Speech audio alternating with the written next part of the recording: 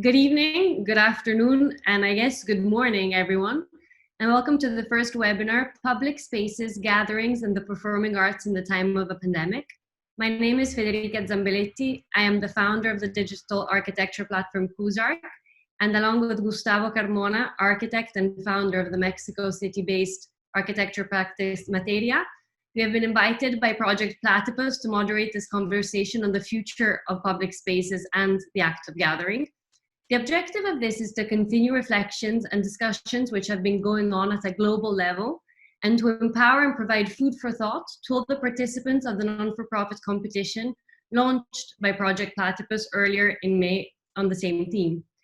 We believe it is particularly important to be addressing public space today, as throughout the last few years we have witnessed a surge also in protests across the globe. And once again, today during the pandemic, we see how people are ever so more turning to the physical world to make their voices heard. Thank you. Thank you, Federica. Welcome, everybody. Today we have the pleasure of being joined by great professionals and dear friends. I'd like to introduce Kai Pipo. Kai is a lighting designer based in Stockholm, Sweden, an award-winning designer and head of design of Light Bureau, and known for his great ability to create strong lighting design concepts that communicate visions and ideas that gather and enthuse many different stakeholders to a common vision, becoming a reality. Thank you, Kai, for joining us today. I would also like to introduce my super dear friend, Lisa Findley, an academic and journalist from the USA. Lisa is a professor of architecture at the California College of the Arts in San Francisco, and writes primarily in public venues, exploring architecture as a visual, material, and cultural practice in a rapidly changing world. Thank you, Lisa. And I would like to thank and introduce Sajid. Sajid is a multidisciplinary artist from India. He experiments with shape, color, and line to produce bespoke illustration, pattern design, portraiture, and typography. He takes inspiration from music and fine arts to create unique works which fuse traditional drawing techniques and digital technology. Shubhra, on the other hand, is an architect and educator based both in the USA and India. He works in environments that engage diverse issues, multiple constituencies, and varying scales, from interior design and architecture to creative urbanism and conservation. On the other hand, last but not least, Vijay, a management and theater educator based in Bangalore. Vijay Padaki has won 2 caps all his life. One of them is in management with a special interest in organization and institutional development, including the management of art organizations, and the other is in theater, especially in writing and training. In organizing this panel, it was important to create a multidisciplinary conversation, but also to obtain diverse perspectives on how different countries have dealt with the COVID-19 pandemic. For example, Sweden is a country that saw literally no lockdown, whilst on the other hand, California, especially the San Francisco Bay Area, had some of the most rapid responses in the US. Today, Mexico City is still in severe lockdown, whilst countries like Germany have almost opened up completely, something we thought was interesting to bear in mind. Indeed, Federica, the act of gathering is intrinsic to human beings, and public spaces are the stages where as individuals and citizens come together. The last week itself has reinforced the importance of the physical and public space as a place for which can unite us all into protest. The fact that the same forces that bring us together to share and create also create the possibility of contagion is a design problem as old as the city itself. The development of the Paris sewer system, the grandest in Europe, and not incidentally the grand boulevards and public spaces as a response to the cholera epidemics in the 1830s, is a clear example of how architecture and design can address and respond to an emergency. Faced with a pandemic that seems to have caught us most by surprise, we find ourselves questioning today what role as an architect we hold within this contemporary crisis. Does architectural practice have the time to think, design, and build about the changes required by spaces and programs? And I think that that's a great question to start our our talk with everybody and our guests. Can we talk about the gathering in global terms? What are the cultural and social nuances we should continuously address when referring to the use and role of public space across countries and people? And I let the microphone to our guests. May I start? Can you hear me? Yeah. No, I mean, we can talk about design, but I would like to start with something else. Is that okay? Yeah. Okay. Of course. No, I'm talking about, I think I have a list, negative list and a positive list of, this is my life. And which are the positive things about the pandemic and which is negative. One of the most positive things with the pandemic, if you can find something, is that people are getting closer and they have the realization that they're actually... Sorry? Do you hear? Yeah. Sorry about that. Okay. So that people are actually mortal. We can die, all of us. And this creates a feeling of that we want to live, basically. And I was sick 2 years ago. I was hospitalized for 6 months. And the interesting thing that happened was that time changes and space changes. You live maybe for the next 2-3 hours, or maybe it prolongs for the day, and then it becomes maybe a week. And the space you have is one room, or maybe a room and a corridor, or maybe the whole floor. So time and space changes when you're sick. And I think this is sort of a perception of the COVID, is that this has really changed people's space and time.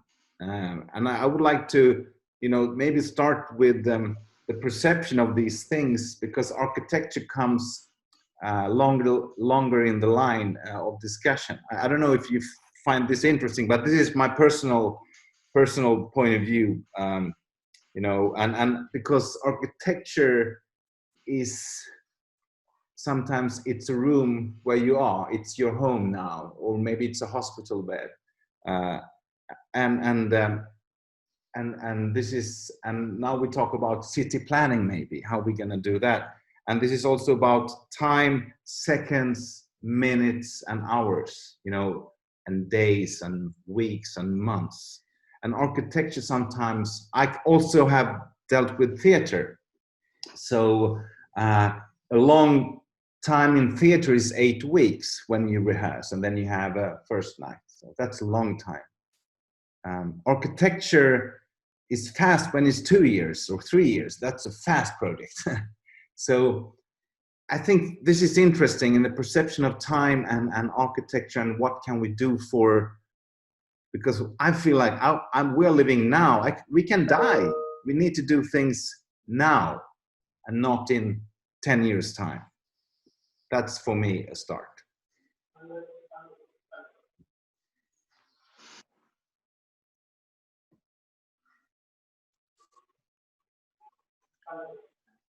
Did you hear anything? Yes, we heard everything. Okay. Maybe I can, I think it's quite an interesting point, Kai, to back away from the specifics of architecture and talk about our life conditions here in, as was pointed out, very early on, we here in the San Francisco Bay Area were under shelter-in-place orders, so it's week 12 for me. So I'm here in my kitchen and my kitchen table working, and one of the things that I've noticed that has to do directly with what you said is that I live in an old loft building. It's an old building that was repurposed as places to live, and suddenly I know my neighbors that I didn't know before, or I knew only to wave to. now there's socially distant conversations in the corridor, and the borrowing of a cup of flour because people can't get to the store to buy it. And it's created a kind of, because we're all like pulled in from our dispersed lives, we're concentrated in this place together, and we're finding new ways to have community as a result of that. And there's been a number of articles in the local press about neighborhoods that have, their kids have started online newspapers, and people are sitting on their front porches while people walk by. I don't live in that kind of neighborhood, but I think it's a perception of time and space, but it's also a perception of the kind of the boundaries of our world. They've contracted, and it's created a new kind of set of relationships that I've found quite intriguing. So social space, if I think of it as an architect, social space has been sort of moved around and reconfigured a bit. Whereas my social spaces used to be sort of dispersed, they're now very much concentrated in this, walkable world that I live in.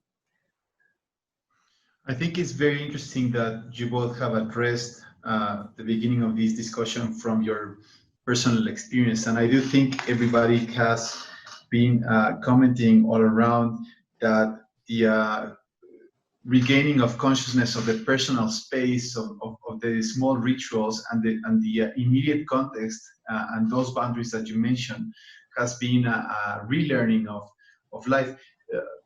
I'm interested to know the rest of the opinions, because in a country like the United States and maybe Sweden, where life maybe became way global with the internet and the social media, and maybe that boundary just grew immensely and forgot about the immediate context and those neighbors you have, for instance, or that room in which you live, Guy. How does that feel in places like India or Mexico, where we have a different impact of technology and digital world, and where our densities and populations are way, we are on top of each other, whether we want it or not, right?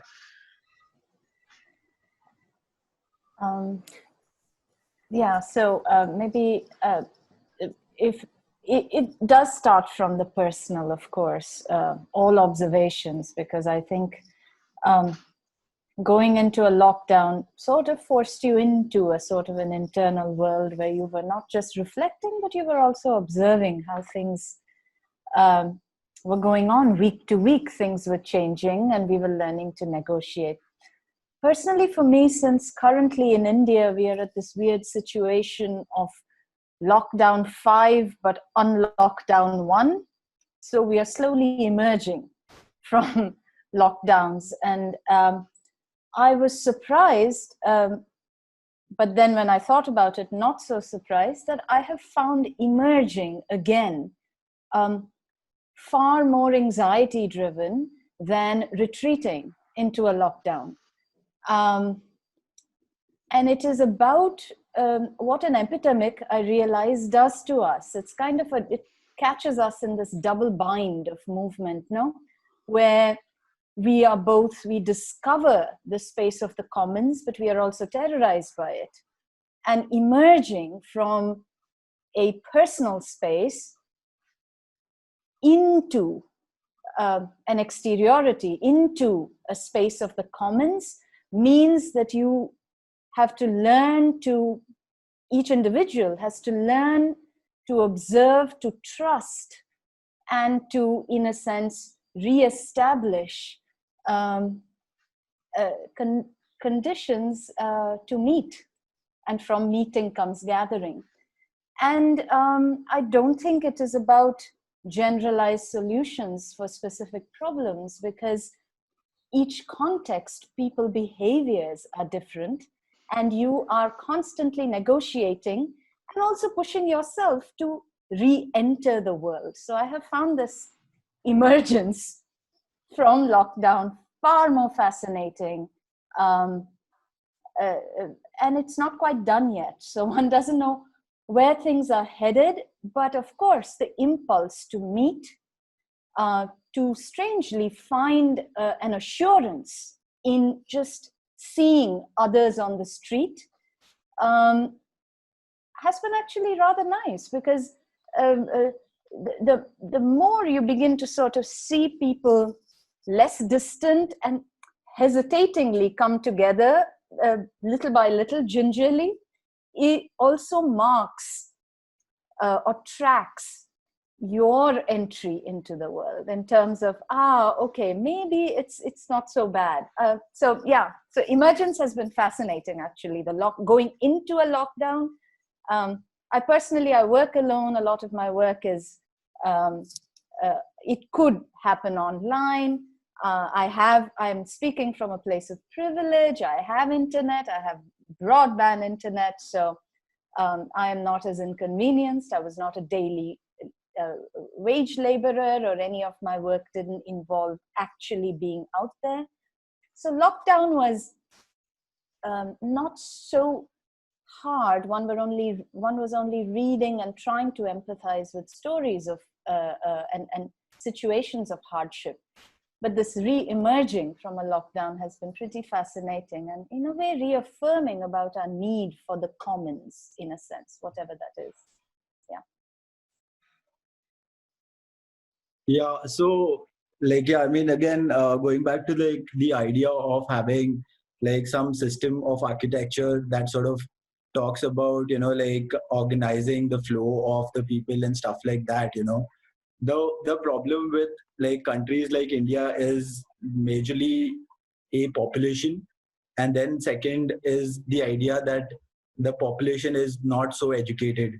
So what generally happens is you would have a system, but people would generally try to bifurcate that system in some or some other how.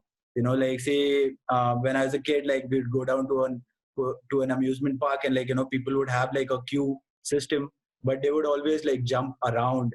I mean, and then that sort of fascinates me to understand how people generally in India are reacting towards this lockdown. It's almost like whenever I go down to go get some food or something, people are almost treating it as if it's a thing that the government has imposed upon them, instead of it being a thing that they need to follow to be alive. So that sort of is a situation where I sort of started feeling that a better system where I mean, how you regulate certain things and design cities specifically with regards to pandemics like these. We haven't done that. I think what we've done is we've just had a city, and everyone started dwelling in the city. We have footpaths, and then people never use footpaths. There'll always be hawkers on the footpath, and people would be walking on the and beyond those footpaths there'll be parking spaces, and beyond that that's the space where people will be actually walking alongside the traffic itself. So a lot of times it's almost like a chaotic system, where you're sort of always trying to understand how this chaos is always a part of you. Whenever I actually go out out of the country, I mean, I'm so naturally inclined towards chaos. Whenever there is this sort of organized thing, I feel it's wrong, and it's a weird thing to see. But it's sort of when there's that one thing which says don't cross, I feel hey, I should cross it, or should I just jump over it, because that's normally it's normal. Jaywalking here is normal, so but we need to have a system which sort of helps us understand that things like these are not one-off situations. Things like these are going to happen in the future, and we need to understand that we can't just have a random thing happening. Everything's happening in one space. There's this guy who's selling medicines in the same area, and then the right next to him there's this one guy who's selling wheat, so it's a chaos. Like, some people come down to see that and then they're enchanted by it, but people who are living in it, like, actually have to pay the price for it, eventually. And then that's what we are seeing right now. Like, the cases are being like exponentially high because people are very unaware of like what is happening. So yeah, I think, like, there is a need for us to like really design it well, and like people to educate people to really follow those well-designed places. So yeah, that's basically what I think about the current scenario, and like how architecture sort of plays a crucial role in, like, public gathering and stuff like that. Because over here in India, every place is a public gathering, like, be it any place. So because we are so many of us, at any given point in time, especially in cities like Bombay, it's impossible for you to be like away from a person. Like having a social distance is like, it's unimaginable, because we travel in like commute in like local trains, and like I don't know if you other guys who've traveled and seen like videos of locals, we are cramped, like one guy's face is right here, so it's just like a mad scenario. So yeah, I think there's this need to be able to design it really well, I think. I think that introduces, it goes back to the first question, can we talk about the future of gathering in global terms? And it really shows how we can't. Each country, each culture requires, a kind of bottom-up design, whether it comes from the community or from the people, but it's the kind of design and approach really needs to respect the culture that and have a sense of place. So obviously that's very interesting. I do believe, and I think what Shubha raised is the role that design can play in kind of also dealing with fear. I think it's maybe one of the first times after potential events like 9/11 in which we are faced with trying to help as designers, trying to help people reintegrate with other people in public spaces, and fear has become quite an important element in here. And what role do we as architects hold in this relationship is very peculiar, because it's something that we have never been potentially taught to approach in architecture education. I was wondering what the opinion of the role of fear in the future of design and public spaces is. Hey, can I jump on that, Federica? Because I think, obviously, as you're all aware from the media, things here in the United States have gotten very intense because not only are we in this COVID crisis, but we also are in a continuing crisis. It's been obviously going on since our founding as a nation, but of racial, social, economic inequality. And the COVID crisis, along with some extrajudicial killings, murders of especially Black men by police forces, has now created, the COVID crisis has like intensified that. And now the top is blown off and people are in the streets. And it's been very interesting to see, because of my age, I feel even more susceptible to this, but it's been very interesting to see attempts to have demonstrations that are socially distant, that people are like trying to space themselves 6 feet apart. And of course that very rapidly breaks down, and people are gathering intensely in the streets, in the limited public space that we still have in our cities. A lot of public space has been systematically designed out, partly as a result of the race riots that took place in the United States in the 60s.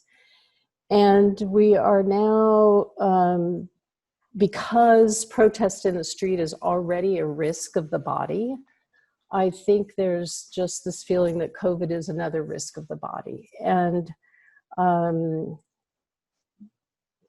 because we can't trust our government right now, we don't know who to trust.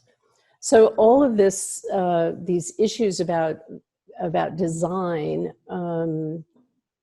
feel to me like having big public spaces is very, very difficult for us to talk about right now here in the United States. I think, you know, I have been very interested from a design point of view of how socially distant markers have been set up on beaches and in parks and even in line to go into buy your groceries. That, you know, the 6-foot distance in the way that that's marked and the way that people organize themselves around it has been interesting. But I live essentially in Oakland, where all of this has been going on. There was looting. I just was sharing with Gustavo half a block away Saturday night. And so the politeness that might be expected through design in public space has been completely thrown out right now here. You know, it's not true everywhere in the United States, but it's certainly true in urban areas. So I just wanted to sort of, from my point of view here, sitting in the United States right now, this conversation comes at such an interesting time because, of course, our students, as a professor, our students are really concerned about this. And certainly as, you know, within our discussion in education, this also comes to the forefront. Vijay, please. You have to unmute yourself. Yeah. It's a good thing that I'm speaking after all the others, because I could gather some points that I can relate to. So I really have just 3 points to share with the group, 3 clusters of points, connecting to what people have said already. The first is taking off from what Kai said in the beginning of the enclosed space, altering your sense of time. And this is reasonably well known in behavioral science. In fact, 2 of my doctoral students worked on the connection between the built environment and personality predisposition, the way they tend to behave in that environment.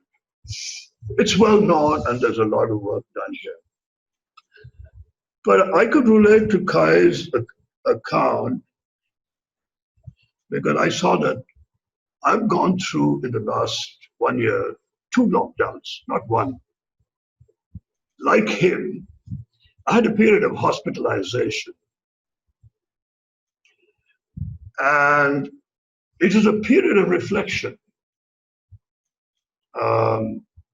Now, cool reflection, looking back, looking forward, was possible because that hospital environment was very supportive.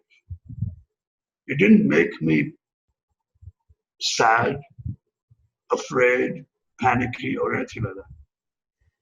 Both the hospital environment and the people around me overcame the enclosed nature of the hospital. So I could see that it was not just the built environment, it's what goes with it as a people system that makes the difference. This combination of the people system and the built environment is what's important. Soon after that, I find myself going into a series of treatment sessions in a specialist hospital, going there every day.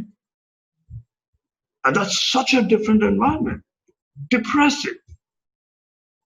Because that, in terms of space, it's actually much more vast than the first hospital where I had the surgery.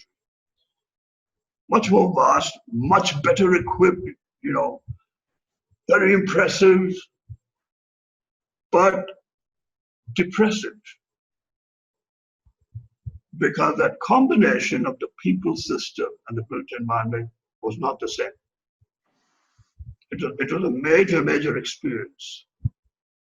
And now, of course, we're in the second lockdown, where once again we have great people support and people, support system. So you somehow don't feel it the way that a majority of the people in India feel it, who are unfortunate in being underprivileged.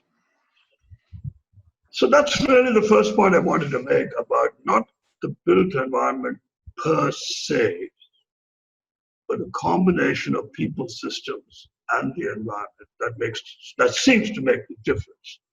And as I said, the literature is quite ample here, and I really don't have to turn this into a classroom lecture. I want to pick up the second point is really picking up from what Sajid said. Sajid, right? Yeah, Sajid. He touched on something very important. And I think it needs a little elaboration, which is what's so special about India? He touched on the aspect of population, just the sheer numbers. The sheer numbers. I mean, the marketplace has people resembling the protest in front of the White House. Right? So it's just sheer numbers. Now, controlling behavior there is not easy. Maintaining social distance there is not easy. In fact, it's tough. So we are not a society where the number of policemen equals the number of people in the street. The enforcing authority, that's still a very small number. Now, in addition to the population, we have demographics. And one particular aspect of the demographics is disparity. And there's ample researched evidence on the nature of inequality in this country. The sheer disparity between a small number who can have a comfortable, decent life and a very large number that struggles every day. It's not unrelated to the population question.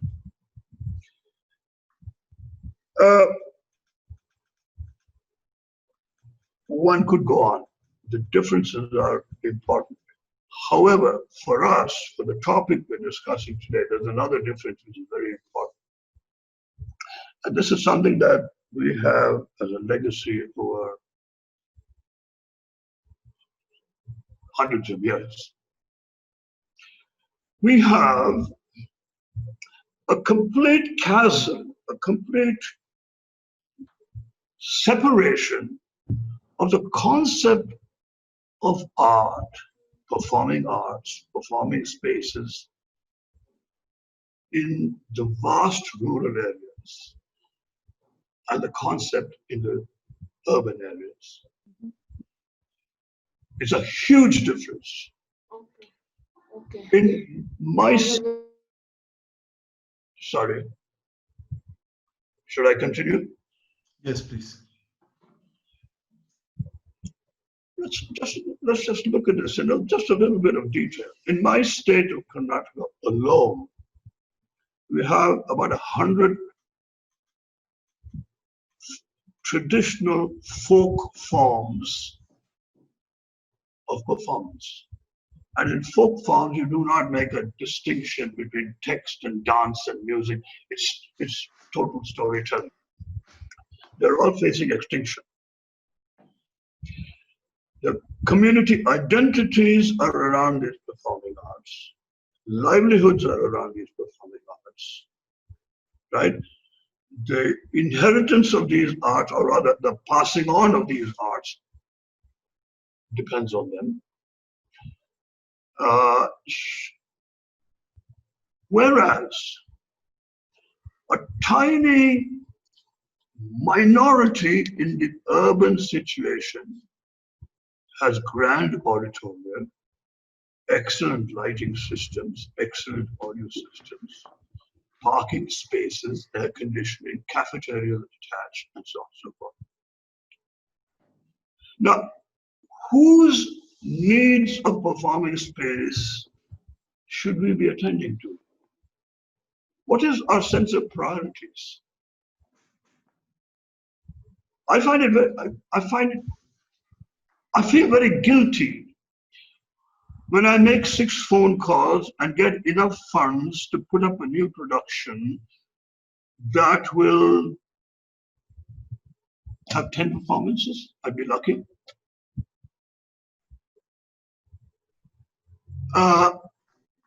Whereas really the millions who should be watching the traditional arts are not going to watch them in the next generation. So I have a serious concern about our definition of performing spaces, because it's linked to demographics, economics, sociology, and so on. One can elaborate on this, but I'm not going to.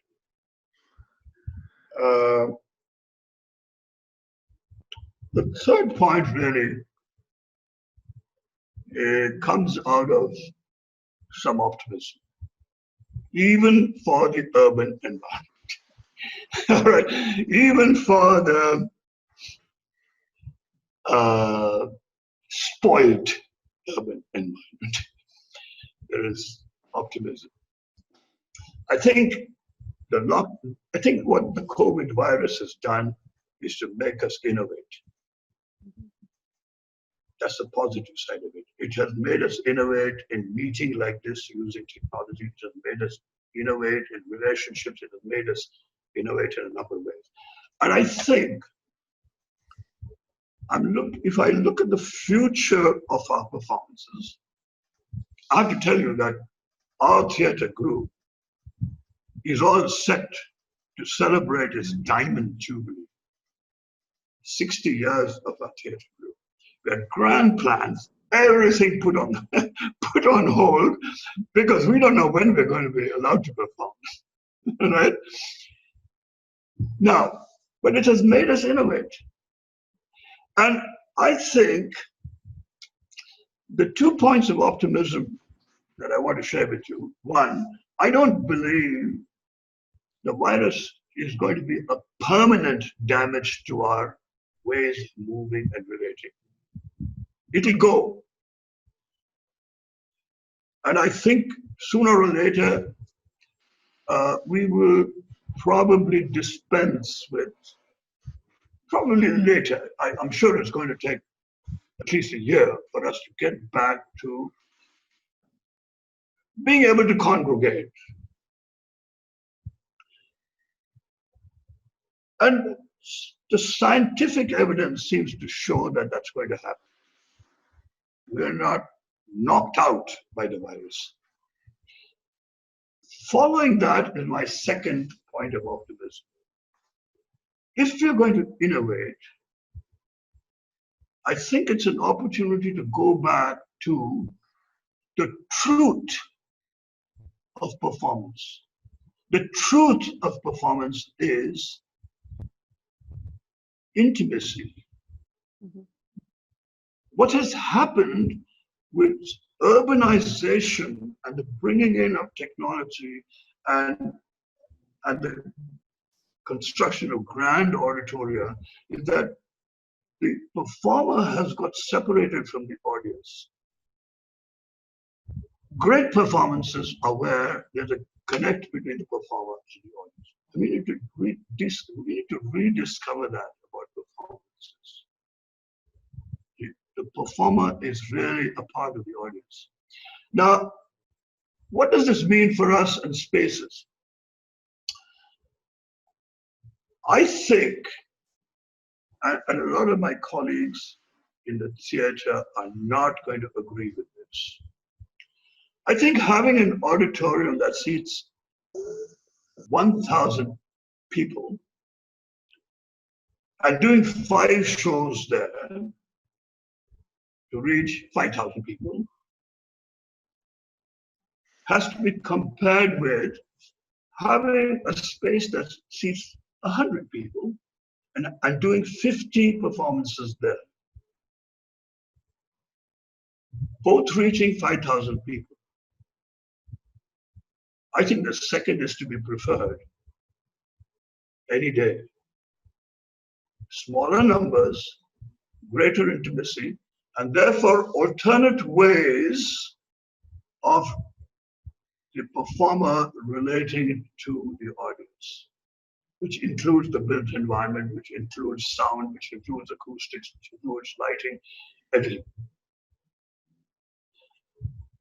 I'm going to stop here. I mean, these are really the thoughts triggered in my mind listening to the others.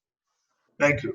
Yeah, I think it's quite a provocation also, because so much of the global narrative around the pandemic has been about distancing. But I think what has really come out of it is, whether it is at an administrative level, people talking about the most effective responses have been decentralized responses, or whether, as Vijay talked about, in terms of rediscovering intimacies, it kind of, the provocation is a good one, that what perhaps is being questioned are our underlying presumptions or assumptions about scale, about specificity in terms of, so while Vijay was talking about this, I was thinking of whether it's the protests, whether it is performances. A lot of the times, the most enduring spaces are not ones that are specifically designed for something, but which are able to what we call there's a multivalence. They're able to do more than one thing. So at times, in a gathering, it becomes a performing space, but then it returns to something else that it was doing. And I think that kind of an attitude to built environment, which is one based on the nature of activity and the behavior of spaces, not just the sort of spatial formulas or typological specificity. So yes, of course, spaces that were designed as auditoriums, even the most brilliant ones, are lying vacant. But streets aren't, or backs of trucks where people are performing and driving past people's houses as a performance. I mean, so the ability to innovate is very human. The taking on board constraints, whatever they are, makes whatever your creative endeavor is relevant. And this, something like the pandemic heightens, but this attitude anyway, as critical thinkers and designers, you promote every day, that to make things relevant. And relevance is when you look at your context with acute specificity, look at constraints as sort of catalyzing a design trajectory rather than, as limitations. So in that sense, one could argue that these pandemics are ripe for thinking of those things. But yeah, I found it quite interesting to talk about intimacy within a narrative of distancing, which is problematic anyway. No, it's. I'd like to. Oh, sorry.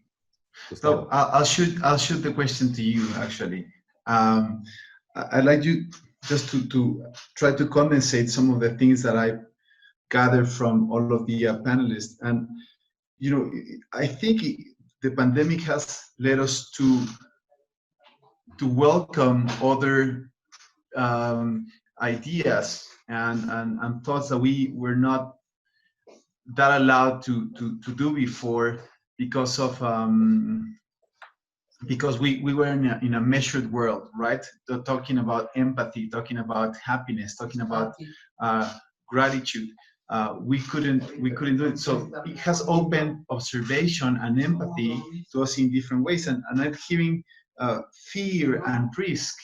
And I wonder if the ones that have become more fearful are the ones who are running a high risk of losing the control and the type of lifestyle that was related to a people system, citing Vijay, related to a built environment. Because when you look at most of the population, especially those less educated or in more need, they didn't stop living the public spaces as they used to. Markets kept going on; they had to leave.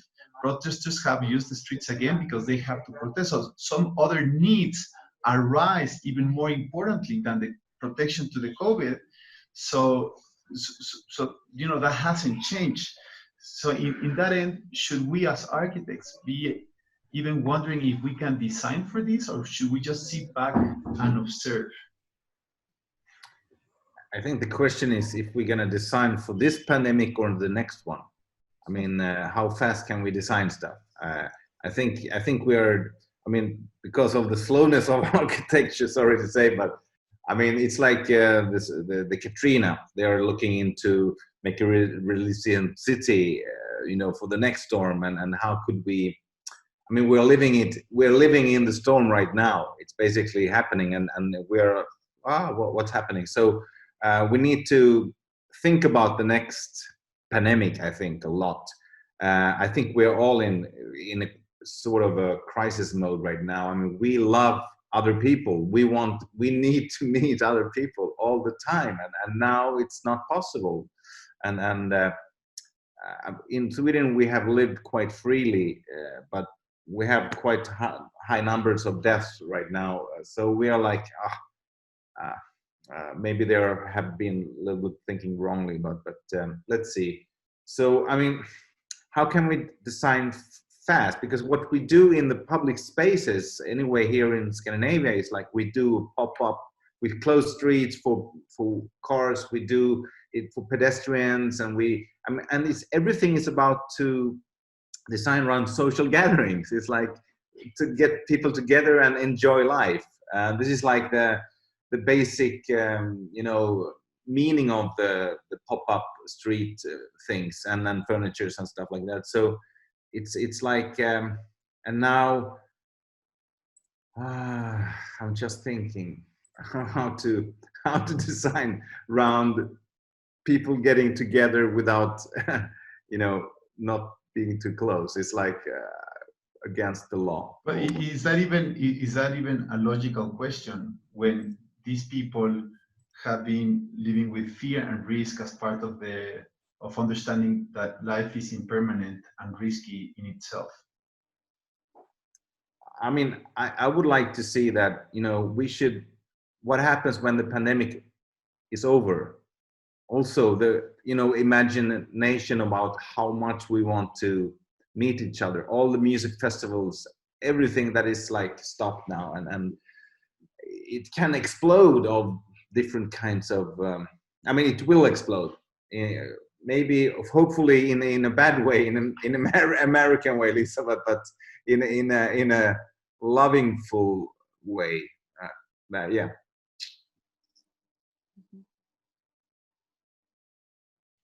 I think here it's interesting. Sorry, Lisa. Oh, I just very quickly to build on Kai's point, and to somebody in the chat has reminded me that here in California, one of the things, because our sidewalks are often quite narrow, and so to even pass someone in a way that feels safe when you have your mask on has been quite difficult. So actually, and several cities in the United States have done this recently, where they've closed streets to traffic. So all of the space in the public realm we've been giving to cars actually now are, at least right now, temporarily, but there are a lot of people who are saying, actually, this is great, maybe we should do this more, is actually closing the street. The only people who can drive on it is if people getting to their houses, and otherwise the street is a public space, and so people can walk their dogs and kids can play, and it goes back to maybe the kind of optimism that Vijay was saying, that the innovation and the repurposing of things in a way that makes the city more accessible is something that is going on temporarily, but there's lots of conversation about making it more permanent. Sorry, my only point. No, I mean, I think that's very interesting, and it links back to, I think what I wanted to ask is really a notion of scale. Before we were talking about these grand public spaces, but what we found discovering in this period are the smaller in-between spaces. So for example, as you were saying, the performances, I mean, I was in Italy during lockdown and there were performances from the balcony, people playing their guitars, singing, and people in the street watching. So the redefinition of the street and the reclaiming of it as a public space is something which is profoundly interesting, and something which maybe we can start to reconsider all those smaller in-between spaces which somehow maybe had been forgotten, but which now becomes even more precious in the redefinition also of the local, of a system of people that we've rediscovered within the local, from which we had somehow grown detached to because of our frantic everyday lives. I think that scale of public spaces and of performances and of gathering is something which we will potentially, well, which I feel we have discovered, and to see how that will evolve in preparation to the next pandemic, because it doesn't require a top-down or major urban planning, but it's really a matter of how can we think of our immediate context, not as an individual, but rather as a community and as citizens. I think that's something interesting in response to Kai thinking, architecture is slow. Yeah, architecture can be slow, but it can also be fast, and community responses can be and have been seen to be very, very fast on this matter. So I'm guessing we'll have to see, Kai, what the next pandemic will look like, and how we will have prepped and learned from this one. Yeah, I mean, also I'd like to add a point onto it. Basically, is that like when you say architecture is slow, it's almost like a situation where some buildings are built like in 50s and like we're still using it. The idea is to like, you know, repurpose certain things and like rewire like how your brain works, and like educating people in a different way altogether, because that's more important to really understand how to have something that you already have, and then like just change the way you look at it, like, you know, the perspective of the people, you know, like there's this one random idea where you know, like at one point in time there's this one wall in Dhaka where people used to like, you know, just use it as a urinal. And what they did was like they wrote like a large thing on it saying, please don't use this for like pissing. But then people just like didn't bother.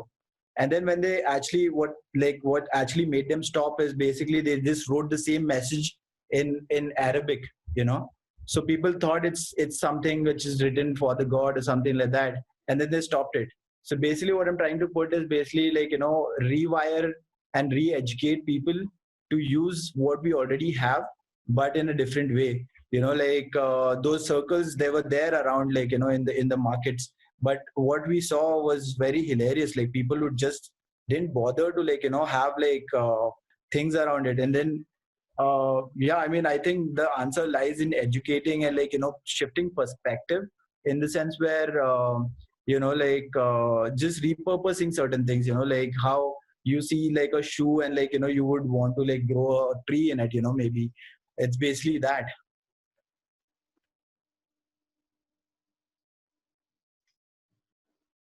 I'd almost want to say that a lot of these comments repose the question again, whether, you know, the architects, you know, we keep asking, should we design a new normal? Should we redefine public space?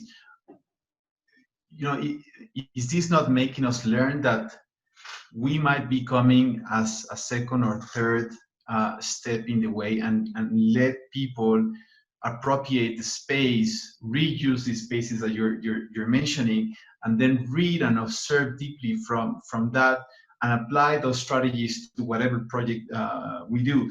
Because I think the attempt to try to design now for this so-called new normal could actually be obsolete quite quickly, and could also put us aside from learning that maybe one of the big lessons of this pandemic is to let go of egos and and kind of go back to some of these basics. And I think that was one of the questions that was coming your way. Can we keep operating the same as designers and architects?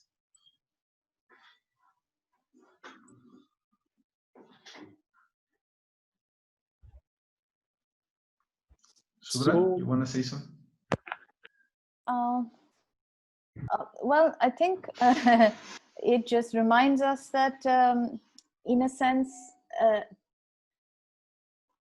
the critique, the self-critique for our profession remains the same, which is most of us operate from a position of wants and desires rather than, which are sort of more of self-expression rather than observing the world, and a project being about the needs detected. And in order to detect a need, in order to derive a solution, you have to come up with very specific questions for which you do need time. So when Kai says architecture is a slow profession, the slowness is in observing patterns in order to then derive certain truths which might endure. Because, I mean, at another level, we consume so much. Every project or every gesture of ours, in our profession at least, the building industry, we consume a lot of energy and resources. We are not in, and therefore what we build has to be something which endures.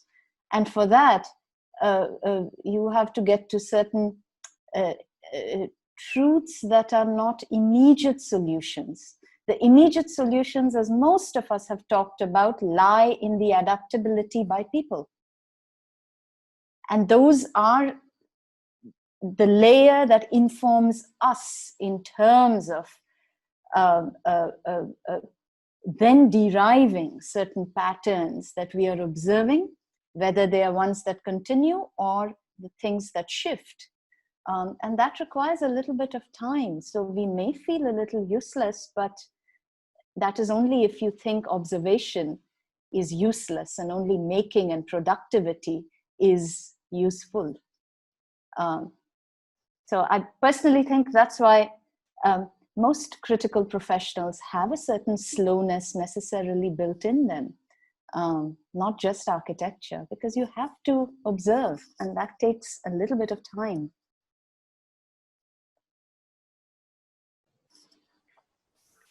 If I can build on that a little bit, and also to pick up on Vijay's point.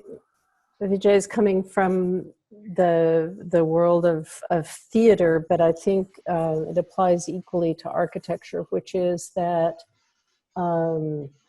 architecture is also really enmeshed. The vast majority of the profession is really enmeshed with those with power, those with economic clout, those who can organize and imagine multi-year projects that serve almost always an economic bottom line, sometimes also serving the city.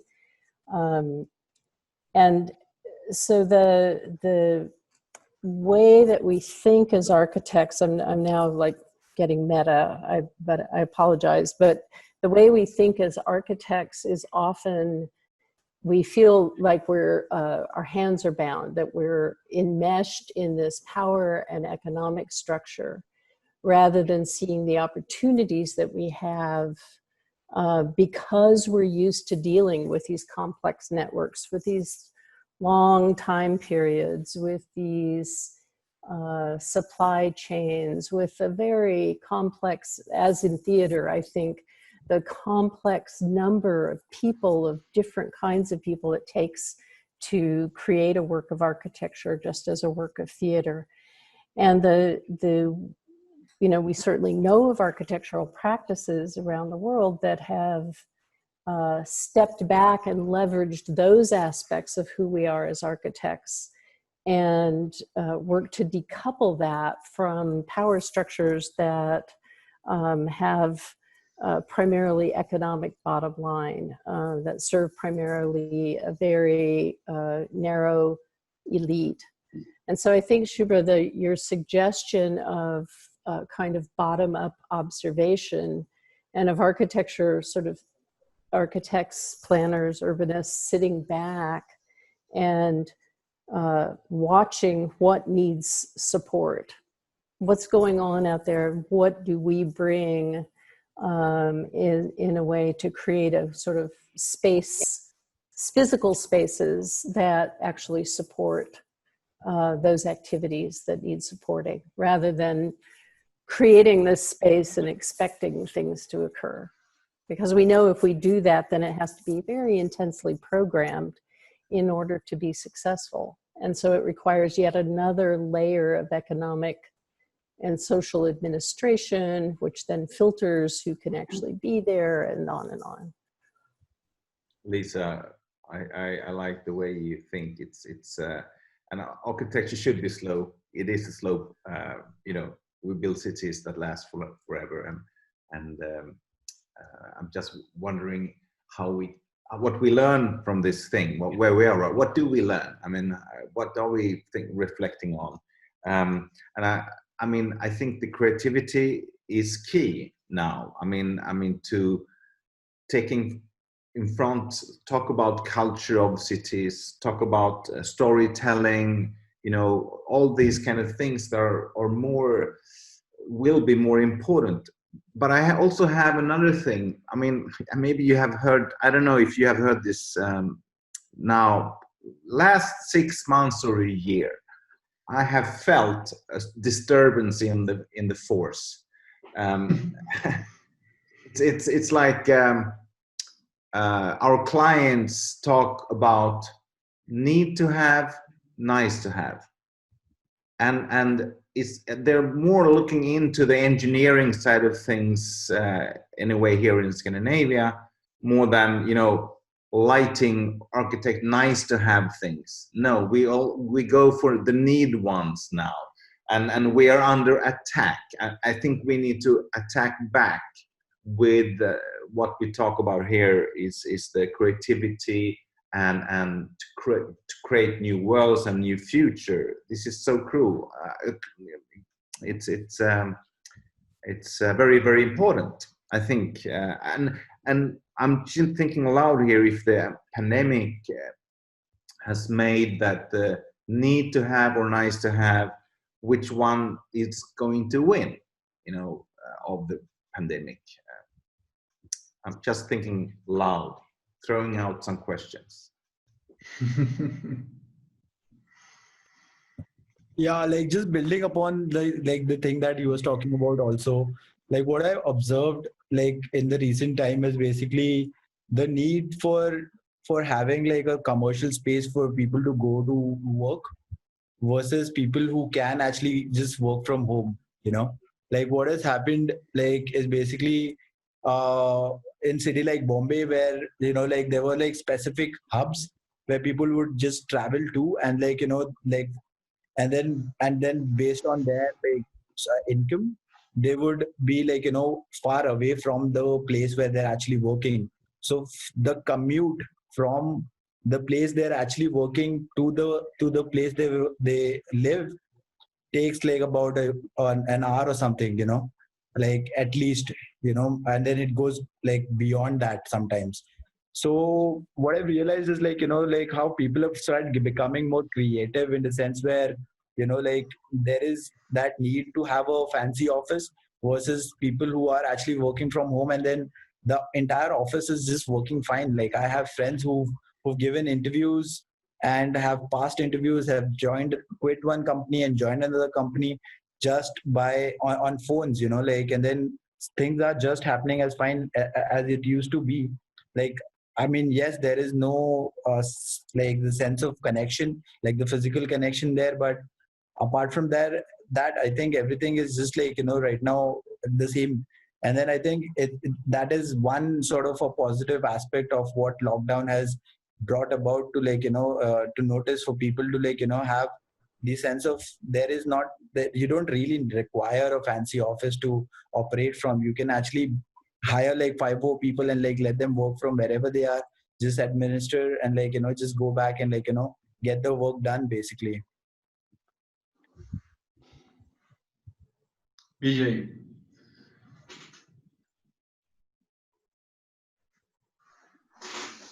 Yeah. Okay. Can I come in? Yeah, of Yes. course. Yeah, this we began with the intention of focusing on the future of performing spaces, gathering spaces, performing spaces. But I guess it was inevitable that the discussion would go far beyond that to the profession of architecture itself. I'm not surprised. So I'm not an architect, but I've been very close to the profession of architecture for many years. In Ahmedabad, Shubhra will tell you, I was actually a visitor to the School of Architecture. I taught them. So I'm close to the profession, I'm sympathetic to the profession. So I want to say something today, which I hope will make sense. I think the profession, this is really what Shubhra and Kai and Sajid have touched upon. The profession should find ways for advocacy, for influencing policy. Policymakers listen to economists. They listen to statisticians. They listen to makers of military hardware. Do they listen to architects? No. Should they not listen to architects as the greatest contributors to the quality of life? Historically, a far older profession than economics. So they will not unless you make the effort for advocacy. Absolutely. As a profession, you should organize yourselves for an advocacy function. So that not today, not tomorrow, but in course of time, you're seen as valuable contributors to policy. Because it is such a multidisciplinary profession. I'm hoping this makes some sense in the profession. A lot of sense, I would say.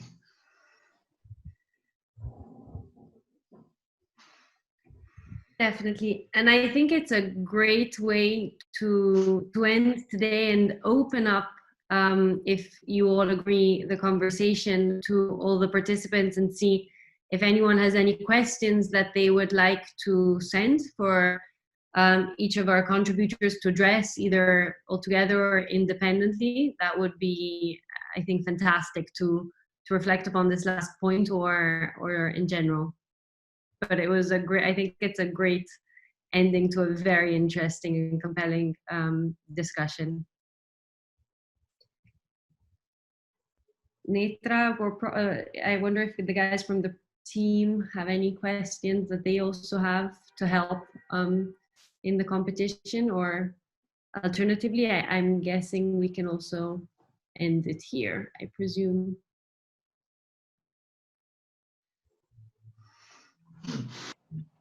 Maybe we can invite our panelists to give like an ending, I don't want to say conclusion, but you know, what are their hopes or thoughts in what's coming next, and a wrap-up statement maybe. Shubhra, would you like to start? Oh my goodness. There on 2 I'm feet. terrible at endings, which is a skill I have to learn. But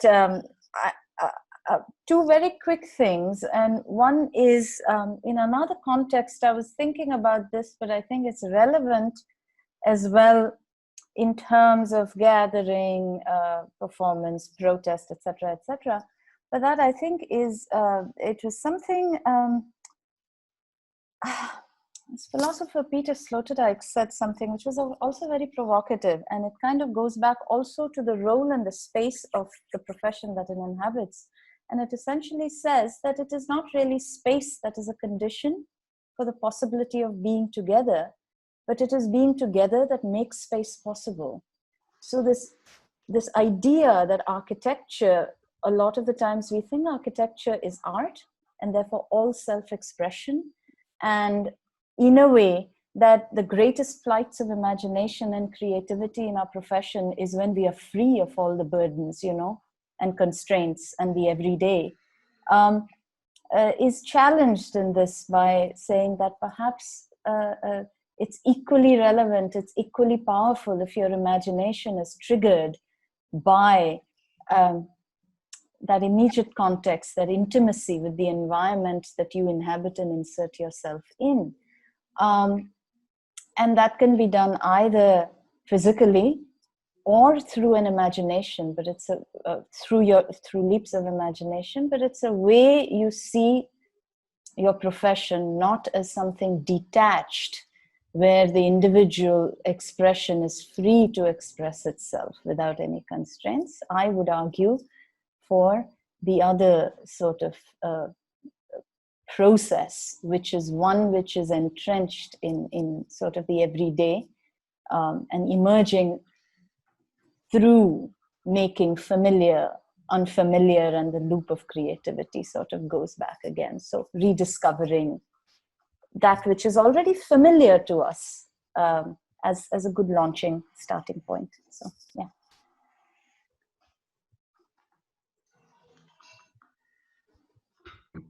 May I just make a thing? Yeah? Mm-hmm. I got a lot of ideas of this discussion. One idea is to make, like, as somebody mentioned, the Italians, Federica, you told about the Italians singing, and why not making a light festival from the balconies and make a street light festival, like, that could definitely be happening, or in the courtyards. That's I will organize my house to make something on the balconies. But so a lot of ideas has come out. I think this is a great way to meet. I would like to have this conversation every Friday afternoon. Just 1 hour of mind sharing. I like it. So that's my final words. I have been I like to be part of this. So thank you, Kai.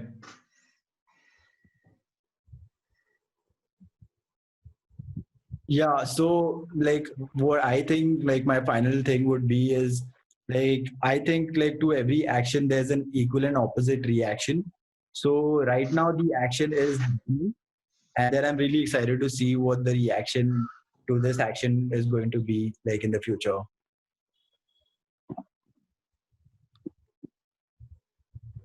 Vijay, actually, we received a question, so maybe your wrapping up could also address this. Someone, Sarabanti, asks, I want you to elaborate on what you talk about when describing the truth about performance.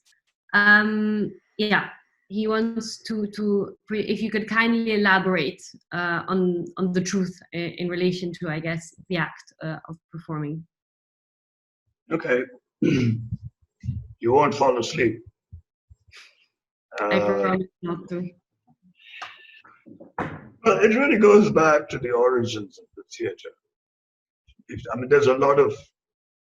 There's a cultural anthropological perspective to the theater. We say that the theater is about 50,000 years old. The moment mankind learned to live in groups, the behavior of the species changed. We did a number of things together rather than in competition with one another. And one of the first things that happened very early in this journey towards groups, organizations, civilizations, for the sharing of experiences. That's the origin of the theater. If you can imagine yourself sitting around a campfire at the end of a week's hunt, what are you doing there other than eating? You're actually sharing experiences. What went right, what went wrong, who made a fool of himself, who was great, and a new talent discovered, and so on. This is the origin of the theater. The theater is all about sharing experiences. Kai used the word storytelling. It's the same thing. It originated in storytelling. And then, of course, it took many different forms. It went into singing. When you sing a song, you're storytelling. It went into dance, you're storytelling. So, may I continue? So there is something about intimacy built in, which is about truth. When I tell a story, laughing at myself having failed in the hunt and praising my neighbor who did such a good job, I'm telling the truth. So in a more sophisticated version, evolved over thousands of years, that truth is camouflaged. But it is still the truth. It's great theater when it makes you think, because somewhere it is telling you the truth in a different packaging. Truth is very central to training in the theater. Being true to yourself, being true to your emotions, being true to the audience. It's very, very central. I could go on for, if you switch me on, I won't stop till tomorrow morning. But I hope you get the sense that it's very, very central to the theater. Truth.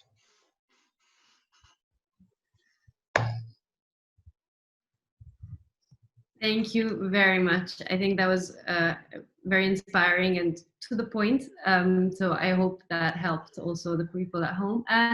Lisa, do you have any last observations you would like to bring to the table and, in this case, the Zoom call? Yeah, I think I wouldn't try to summarize my thinking on this, because obviously it's very much in flux and evolving. Hard to follow an advocacy for the truth, particularly in our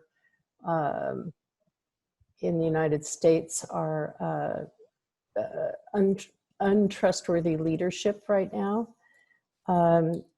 I do, those of you who know my work know that I'm very interested actually in our position as people who work in the public realm, whether we're in theater or we're in architecture or urban design.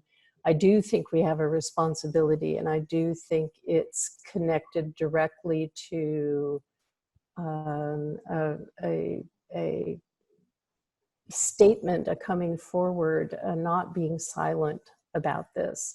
And I very much appreciate being included in this conversation and in this platform for discussion as a way, a global platform for discussion as a way for us to rally ourselves and to, really we're in a position of muddling through. We're not going to, I don't think, reach any grand conclusions, which is what's so interesting about the competition that you all are organizing in relationship to these conversations, which is to kind of gather our brain power and our